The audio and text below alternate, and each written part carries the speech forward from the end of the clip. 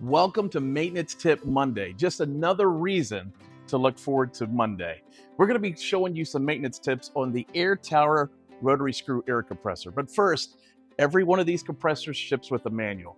Make sure you read through the manual and go through all safety measures before performing any maintenance on this compressor or any rotary screw compressor.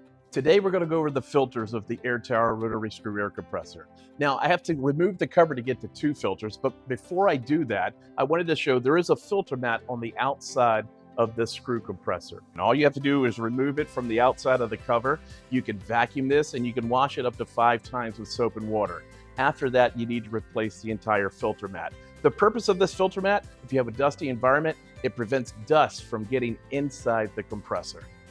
Okay, before we get to the other two filters, I mentioned we got to remove the cover. The cover is on for a number of reasons. The first reason is for cooling flow optimization. With the cover on, air flows through the compressor and keeps it cool. The second is sound insulation.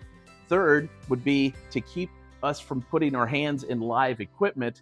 And the fourth is if you're in a dirty environment, it keeps the dust from out here getting inside the compressor. Removing the cover is really simple. You simply want to lean back at the front edge, pick up, and the cover has been removed. Now that we've removed the enclosure of the AIRTOWER, there's two filters I want to show you how to maintenance on this Maintenance Tip Monday. The first being the air filter. Now the air filter sits right on top of the inlet valve, right on top of the screw compressor. To remove the air filter, you have two clips. Simply loosen the two clips for the top, remove the top, and the air filter will be right inside. Take out the air filter, use a rag to wipe out the inside of the housing in case there is any dust involved. With your new filter, replace the filter, put it right back in, and tighten your clips up.